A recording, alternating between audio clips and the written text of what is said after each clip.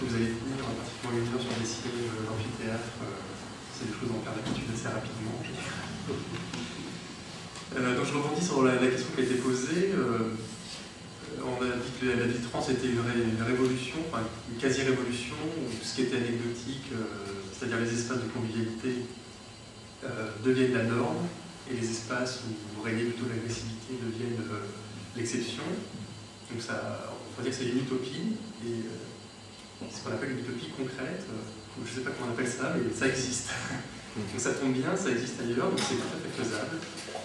Et donc, vous voyez là sur ma première page la déclinaison de Ville 30 en partant de la gauche, vous avez Nogent-sur-Marne, où on voit bien tout ce qui est en jaune est à 30, et vous avez juste 2 ou 3 boulevards qui restent à 50, sachant qu'à Nogent, les boulevards, c'est des routes nationales, hein. C'est pas la rue de quartier. Vous avez la ville de Bruz qui est à côté de Brest, si je ne dis pas de bêtises. Ensuite, avec plein de jaune, c'est Lorient aussi, ville 30 très connue, tous ces quartiers sont à 30. Et enfin, tout au fond à droite, c'est Clichy, la Garenne, dans l'Insee. Donc c'est juste quelques exemples pour lesquels j'avais des beaux plans qui illustrent le concept. Donc si on prend juste 30 secondes sur le concept de ville 30, on parle d'une ville routière. Donc tout ce qui est en noir, c'est le réseau routier et limité à 50 par défaut. Et puis vous avez des petites taches grises qui sont les zones 30. On pourrait appeler ça des réserves d'Indiens, devant une école, dans la rue principale de la ville. Vous avez une petite zone 30, donc c'est l'exception. Et voilà où on veut en venir. Au lieu d'avoir toutes ces mailles qui souvent sont même infranchissables, on a vu, avec ce que nous disait Anne, qu'aller d'un bord à l'autre de la rue peut être une épreuve insurmontable, là on remet les choses en surface. On n'a pas juste des tuyaux, on a des quartiers. Donc tout ce qui est grisé, c'est des quartiers où on ne doit plus avoir de coupure qui nous empêche de passer d'une rue à l'autre, d'une rive à l'autre. Donc par défaut, on est en zone 30. Ce qui reste en noir, c'est les axes principaux qui supportent le trafic, qui sont à 50, mais sur lesquels on se réserve quand même ce qu'appellent les élus de Lorient des ponts à 30. C'est un peu comme on laisse ces passerelles sur les autoroutes pour faire passer le gibier ou alors les crapauds pour passer par en dessous. Donc ce qu'on trouve tout à fait naturel de faire pour les animaux, on peut aussi le faire pour les humains. On a besoin de traverser mais on l'a compris après, c'est ça qui est assez énervant. Et à l'intérieur des zones apaisées, donc on a la zone 30, et puis ensuite on va avoir la zone de rencontre, donc limitée à 20, priorité piétons, les aires piétonnes. Le concept, c'est que ce qui était l'exception devient la règle. C'est une chose à retenir. Sachant que pour l'instant, il n'y a pas de définition de l'éléphant dans Robert. Donc, à force de le dire, c'est nous qui avons posé cette définition-là. Et voilà. Le CERTU, donc l'organe du ministère des Transports qui fait toutes les réglementations, enfin les préconisations d'aménagement, vous explique un peu comment choisir le statut de chaque espace public. Donc là, je suis un peu moins dans les choses qui font rêver, comme Anne, c'est très carré. Et le CERTU nous dit chaque espace public doit être aménagé en fonction de l'équilibre qu'on recherche entre les fonctions de circulation et les fonctions de vie locale. Donc on a vu que les fonctions de vie locale, on en a tout un tas, je crois que certains chercheurs ont dénombré des centaines de fonctions de vie locale, et dans ces centaines de fonctions, il y a quelques fonctions qui sont des fonctions de circulation, mais c'est quelques fonctions parmi d'autres. Et donc les petits camemberts que vous voyez en bas, c'est l'équilibre entre les fonctions de circulation qui sont en rouge et les fonctions de vie locale qui sont en jaune. Et là, on nous dit que dès qu'on cherche un équilibre entre ces deux types de fonctions, c'est la zone 30 qui convient, qui permet à la fois d'assurer les fonctions de vie locale sans empêcher la circulation. Et plus les fonctions de vie locale augmentent, plus on va au cœur des quartiers ou dans les espaces commerçants où on a beaucoup de piétons, on va trouver les zones de rencontre. Et enfin, l'aire piétonne. Donc tout ça, finalement, est assez, grâce à la création de la zone de rencontre qui fait le maillon qui manquait entre l'aire piétonne et la zone 30, maintenant on a un découpage assez facile à faire. Je dirais qu'en 1 heure, on prend le plan d'une ville et on sait dire quel quartier doit avoir quel statut. Alors après, ça prend du temps à faire, enfin, ça prend plus ou moins de temps à faire, mais le schéma global de mise en cohérence se fait très rapidement. Il y a cet intérêt essentiel qu'on va gagner en visibilité. On n'a plus une rue qui est à 30 et puis sa voisine qui ne l'est pas alors que c'est exactement la même. enfin, combien de zones 30 ont un panneau qui affiche fin de zone 30 alors que la rue suivante est encore une rue résidentielle et le fin de zone 30 veut dire lâchez-vous. Donc le but de tout ça, c'était de remettre la cohérence. Vraiment, on est sur un boulevard à 50 et on rentre dans des espaces de vie plus intenses et on doit ressentir ce passage-là. Donc ça, c'était la ville 30. Et ensuite, donc, comme un certain nombre de cyclistes, la ville 30 ne suffit pas à être une ville cyclable. Si on entend par ville cyclable une ville dans laquelle on peut circuler dans chaque rue, parce qu'il y a des gens qui habitent dans chaque rue, il y a des lieux de travail dans chaque rue, il y a des lieux de visitation dans chaque rue, on doit pouvoir se déplacer à vélo dans chaque rue. Et bien, dans nos quartiers qui sont en zone apaisée, il faut rajouter le double sens cyclable. Alors ça tombe bien, maintenant c'est obligatoire. Donc une fois qu'on est en zone 30 ou zone de rencontre, il y a le double sens cyclable. Et l'intérêt de ces zones apaisées, c'est qu'à part le double sens cyclable, on n'a pas besoin d'aménagement spécifique. Donc on ne va pas créer des pistes cyclables dans les rues secondaires de quartier. Et, donc ça tombe bien, ça coûte pas cher. Et les cyclistes roulent sur la chaussée. Le réseau cyclable continu, maillé, dont tout le monde rêve. Il existe, c'est la chaussée. Voyons ce qui existe.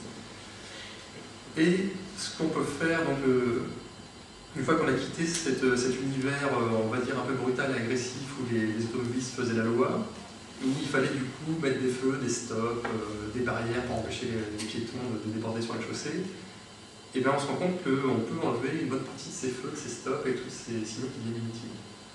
Et on remet le régime de priorité à droite. Et ce qui est intéressant, c'est que même l'automobiliste, du coup, peut aller plus vite du point A au point B en acceptant d'avoir une vitesse de pointe plus faible. Si on n'a plus de feu, plus de stop, faites le calcul, on va plus vite.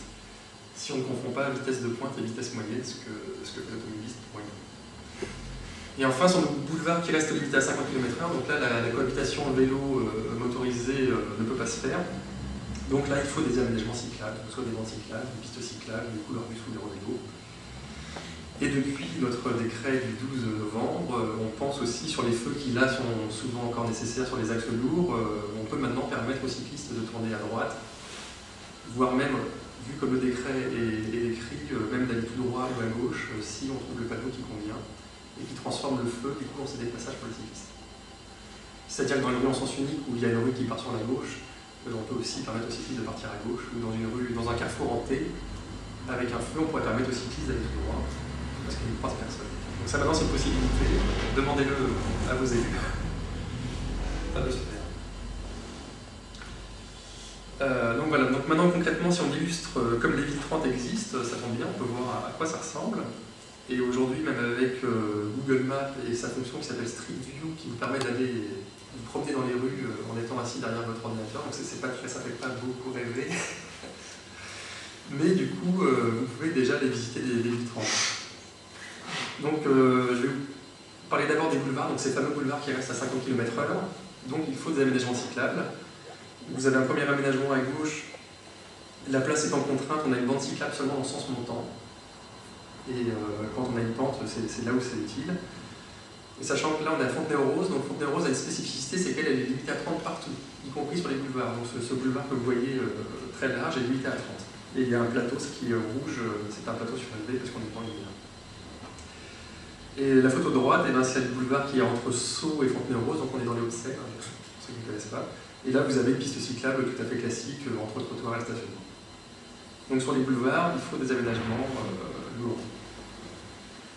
Ensuite, il faut vous faire comprendre qu'on passe du boulevard qui a une fonction dominante de circulation à des espaces de vie moins circulatoires. Et là, on a un aménagement qui est absolument génial, qui s'appelle le trottoir traversant. C'est-à-dire qu'au lieu que ce soit le domaine du piéton qui s'interrompt et qui oblige le piéton à traverser le domaine de la voiture, qui souvent, si on est une personne âgée ou un enfant, s'apparente un peu à une traversée de l'océan, c'est parfois très long, et souvent on a des bordures à traverser, et bien là c'est le trottoir qui continue. Et c'est la voiture qui doit passer sur l'espace du piéton pour franchir, pour entrer dans le quartier. Donc le trottoir est nouveau, on n'a plus de bordure, la voiture ça lui fait un ralentisseur, et même visuellement, on a la continuité du trottoir et c'est la chaussée qui est discontinue. Donc ça, en région parisienne, ça se fait beaucoup avec des petits remparts en pavé en plus qui sont assez chouettes. Et ça marque vraiment la transition des boulevards vers les quartiers. Maintenant, on n'est pas obligé de faire ça, mais c'est pas bon. Ça c'est pas donné, donc ça se peut pas non plus tout de suite. Alors ensuite, on se retrouve dans les quartiers. Donc dans les quartiers, on a toute la panoplie qu'on connaît depuis l'invention des zones 30, entre les plateaux surélevés, comme vous pouvez voir à droite, des lignes giratoires, toute la lignée des ralentisseurs divers et multiples. Et donc là, vous avez une photo à Clamart, qui est une ville 30 dans les Hauts-de-Seine, toujours, avec un mini giratoire, un double sens cyclable. Et à droite, c'est Nogent-sur-Marne, avec son carrefour surélevé, qui est en fait l'extension du trottoir traversant qu'on a vu tout à l'heure. Là, avec un carrefour surélevé, du coup, on rétablit la continuité des itinéraires piétons dans toutes les directions.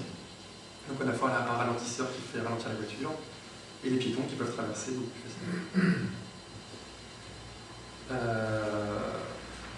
Alors je mets quelques chiffres après, donc ça c'est des photos, mais ça c'est ma formation d'ingénieur, je mets des chiffres. Si on essaie de voir justement l'impact de la ville 30 sur j'appelle ça la cyclabilité des villes, donc on veut que toutes les rues soient accessibles aux cyclistes. Donc on prend chaque rue, on se dit est-elle accessible ou pas aux cyclistes. Et pour simplifier, on prend 3 niveaux. C'est un peu comme les pistes de ski, parce que ce n'est pas les mêmes couleurs. En vert, vous avez les rues qui sont tout à fait cyclables, c'est-à-dire que vous envoyez votre enfant aller à l'école à vélo sur cette rue-là. Donc en gros, ça veut dire que les vitesses sont plutôt inférieures à 30 km/h et qu'on n'a pas trop de trafic. Donc typiquement, les zones 30 dans les quartiers sont de ce type-là. Ensuite, on a les rues pour lesquelles on va considérer que la cyclabilité est moyenne. C'est la plupart des rues secondaires de nos villes où il n'y a aucun aménagement, mais où un cycliste aguerri comme moi ou vous ne rencontre aucun problème. Mais si on les aménage en zone 30, elles vont passer dans la catégorie dessous. Ensuite, en noir, c'est tout ce qui n'est pas spécialement adapté aux cyclistes, donc la vitesse est plutôt de l'ordre de 50 km/h. Et où alors le trafic est très intense, on a les poids lourds. Voilà, donc c'est assez schématique, mais ça permet de voir quelque chose. Et puis ce qui reste en gris, c'est tout le linéaire qui est inaccessible aux cyclistes à cause des sens interdits. Donc c'est les sens interdits qui ne sont pas autorisés aux cyclistes. J'ai vu en prenant à Dijon qu'on avait un magnifique panneau qui était sens interdit, y compris pour les cyclistes. Je ne le connaissais pas celui-là. Et donc, dans une ville routière, on a facilement 20% du linéaire qui est inaccessible. Et qui non seulement est inaccessible, mais donc oblige à faire des détours, souvent par des axes lourds, plus dangereux, et qui rendent la vie du coup moins perméable. Et on sait que la perméabilité qui permet d'aller un peu dans toutes les rues, c'est ça qui donne un attrait pour le cycliste. Donc une ville routière, globalement, c'est ça. On a 5-10% de rues qui sont en vert, donc qui sont vraiment apaisées. C'est les quelques rues piétonnes en centre-ville, ou quelques zones 30, celles qu'on a vues tout à l'heure, qui sont l'exception. On a à peu près la moitié du linéaire qui est tout à fait cyclable. Ensuite, on a un bon paquet de rues qui ne sont pas cyclables. Ça ne veut pas dire qu'on ne peut pas y aller. Enfin, vous en empruntez tous les jours, mais on ne se sent pas tout à fait à sa place. Et puis en gros, 20% de rues qui ne sont pas accessibles. Si on passe tous nos quartiers en zone 30, alors je fais les choses dans un ordre, mais on n'est pas obligé de faire dans cet ordre-là.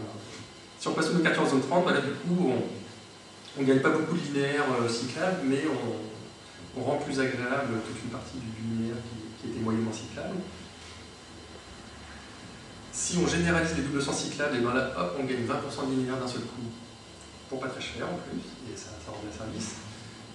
Et enfin, je dis enfin, mais il faut en général plutôt commencer par là, parce que c'est ce qui nous pose le plus de problèmes. Si on aménage le boulevard, on n'arrive pas à être complètement vert en fait, parce qu'un boulevard sur lequel il n'y a pas la place de faire une piste cyclable ou une bande cyclable, on pourra juste apaiser un peu les vitesses, et donc, même si la vitesse est apaisée, on se retrouvera dans le trafic général avec les poids lourds, les bus, et puis là, ça restera toujours moyen, même si c'est apaisé. Donc on ne pourra jamais avoir 100%, à moins de faire quelques percées un peu plus larges, de détruire quelques bâtiments.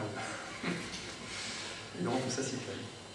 Donc voilà comment on peut passer très schématiquement de la ville routière à la ville cyclable. Je ne sais pas m'empêcher de... Ça s'est venu tout naturellement, cette illustration. Et donc si on donne quelques exemples de villes pour lesquelles on a fait cette évaluation, alors on aime bien comparer les villes, mais c'est vraiment l'ordre de grandeur. C'est-à-dire que suivant où se situent les rues qui sont en noir, si elles sont en centre-ville ou en périphérie, c'est pas la même chose. On ne peut pas comparer exactement les villes entre elles, mais on peut donner l'ordre de grandeur pour voir si on a affaire à une ville routière ou une ville apaisée. Donc vous avez quelques villes de Seine-et-Marne, comme Avon, Morel-sur-Loing et Fontainebleau. Vous avez un arrondissement de Paris. Et vous avez la ville de Sceaux. Ça a changé. Non, mais j'ai pris en compte, et c'est là que vous verrez l'intérêt de mettre des chiffres, c'est qu'on ne veut pas trop nous mentir. Si on commence par Paris 14e, donc Paris a communiqué en disant que les doubles sens cyclables avaient été généralisés dans les zones 30, comme la loi l'obligeait. Donc elle l'a fait. Seulement les zones 30 concernent à peu près 10% du linéaire de sens unique. Donc on a gagné à peu près 10% de linéaire. Et tout ce qui reste, c'est les sens uniques qui sont en dehors des zones 30. Donc ça nous dit c'est très bien de généraliser les doubles sens cyclables dans les zones 30, mais ce qui est encore mieux, c'est de généraliser les zones 30. Et donc voilà, on n'a pas gagné grand-chose à Paris. Symboliquement, c'est un pas de géant, mais concrètement, ça n'a pas changé grand-chose. On peut rouler au-dessus de 30 km/h dans Paris. Ah bah sauf dans les zones 30. Dans les quartiers, on ne roule pas. Mais non, de toute façon, on ne roule pas. Ah oui, mais c'est-à-dire que il y a des quartiers qui sont aménagés en zone 30, donc on a vu les trottoirs traversant en entrée de quartier qui font bien sortir courant dans un quartier. Et vous avez des quartiers où quand même les rues sont très larges, vous avez des bus qui passent et vous n'êtes pas tout à fait dans une zone 30. Donc voilà, Paris avait à peu près 30% de son linéaire qui était interdit aux cyclistes, et puis maintenant on doit être à 26, quelque chose comme ça. Enfin, j'ai Paris 14. Vous avez la ville de Moret-sur-Loing, qui est la deuxième en partant de la gauche, qui est une petite ville médiévale qui a généralisé ses doubles sens cyclables, qui avant avait à peu près 15% de son linéaire interdit aux cyclistes, et qui en généralisant les doubles sens cyclables a gagné ce linéaire, et a beaucoup de verre parce que tout son centre médiéval est passé en zone de rencontre. Et bon, ça a été facile parce que c'était déjà des zones de rencontre de fait, il y avait juste mettre un panneau et généraliser les doubles sens cyclables. Ce qui est intéressant, Fontainebleau est une ville 30. Alors une ville 30 parce que la limitation à 30 est la norme et le 50 l'exception. Seulement ça s'est fait donc le 15 septembre de cette année en mettant des panneaux. C'est-à-dire que sous le nom de la ville, vous avez limité à 30, ça veut dire que toute la ville est à 30. Et ensuite sur les boulevards, vous avez des panneaux 50 en mettant 50 sur 500 mètres. C'est-à-dire sur 500 mètres, c'est l'exception, vous êtes à 50 et puis après vous retombez à 30. Il se trouve que du coup, toutes les rues qui sont à 30 sont des rues où déjà les gens roulaient à peu près à 30. Seulement, on n'est pas du tout dans l'univers des zones 30, qualitatives, on est encore dans le domaine routier. Et du coup, les gens peuvent oublier rapidement le panneau 30 qu'ils ont croisé à l'entrée de la ville. Du coup, même si Fontainebleau est une ville 30, eh ben, on n'est pas tout en vert. Parce qu'il y a encore un pas à faire, et puis qui va se faire dans les années qui viennent en aménageant en mur, et en généralisant les doubles sens cyclables. Et après, on aura un peu plus de vert. Mais là, on a déjà pas loin de 65% de rues, enfin si on prend le vert et le orange, de rues qui sont à peu près cyclables. Et donc la ville de Sceaux, j'étais content de tomber dessus, parce que c'est toujours bien de montrer que les choses sont possibles et existent. Et la ville de Sceaux a tous ses quartiers en zone 30. Ça s'est fait sur 30 ans, donc depuis 1975, où Sceaux a fait la première rue piétonne d'Île-de-France. Et ce qui fait que tous ces quartiers sont en zone 30, mais avec des aménagements durs, avec le trottoir traversant l'entrée, du stationnement alterné, du coussin berlinois, des plateaux surélevés, et parfois tout ça à la fois dans la même rue. Enfin, c'est presque trop parfois. Mais à l'époque où ils ont commencé, visiblement, il fallait mettre le paquet. Et un des enjeux, c'est de se dire aujourd'hui comment passer à 30 de manière un peu plus légère, et de manière à pouvoir le faire assez rapidement sans attendre 30 ans. Donc ça c'est un petit exemple pour Dijon. J'ai fait l'évaluation juste sur un quartier, donc on ne peut pas dire que c'est ce qui se passe sur la ville, parce que là on est en dehors du centre-ville qui est à la zone 30, donc on n'a pas beaucoup de verre parce qu'on n'a pas le centre-ville. Donc c'est le quartier qui est au-dessus de la gare. Donc c'est Christian qui m'a dit tiens, essaye ce quartier-là. Et il n'habite pas d'ailleurs, c'est le quartier où il habite. Non, non. Donc voilà, ça fait bien. Et donc là, on voit typiquement, on a un réseau de routes plus ou moins forte circulation qui sont en noir. Toutes les rues secondaires sont plutôt en orange parce qu'il n'y a pas trop de trafic et ça se passe pas mal. On a quelques petits bouts en vert qui sont finalement les rues où il n'y a aucun trafic. Et puis en gris, c'est le sens unique qui est interdit au vélo. Et du coup, on voit que là, par exemple, sur ce quartier-là, on a à peu près 20% du linéaire qui n'est pas accessible aux cyclistes à cause des sens uniques. Alors que même c'est des rues qui ne sont pas en zone 30, mais rien n'empêche de faire un double sens cyclable dans une rue qui est en zone 30. C'est pas une obligation d'être en zone 30 quand on a un double sens cyclable. Voilà ce qu'on peut dire là-dessus. Et puis donc, très simplement, en passant tout ça à 30, et bien tout ce qui est en orange deviendrait vert, Et en passant les 200 cyclables, on gagnerait, on arriverait peut-être à 60% de route cyclable. Et puis après, dans le temps, c'est vrai que sur les boulevards extérieurs qui sont très larges, en avion, se baladant un peu, c'est possible de faire des choses. Après, vous avez des axes lourds qui sont en ville et qui sont assez étroits, où là, il faut avouer que c'est compliqué de trouver une solution sur ces axes-là, où vous n'avez pas beaucoup de place et vous faire de la zone 30 sur une longue distance avec des dispositifs de ralentisseurs tous les 100 mètres, c'est pas forcément très facile à faire. Mais donc, il y a des solutions très simples pour déjà arranger les choses. Ben voilà, ça touche déjà à la fin. Donc, il y a un petit blog qui, si vous voulez en savoir plus, qui s'appelle ville30.org, que j'ai mis en place pour justement diffuser l'information. Et du coup, dessus, vous avez des photos, des dépliants de Ville30. J'ai essayé de capitaliser un petit peu tout ça, donc on voit des vrais Ville30 qui existent. On voit le plan de circulation, des photos, toutes ces choses-là. Et vous avez des fiches du circuit qui sont très bien faites, qui expliquent comment classer chaque zone en fonction de l'équilibre entre les différentes fonctions. Et puis après, vous avez des choses en annexe qui voudront aller un petit peu plus loin. Voilà. Merci. Donc,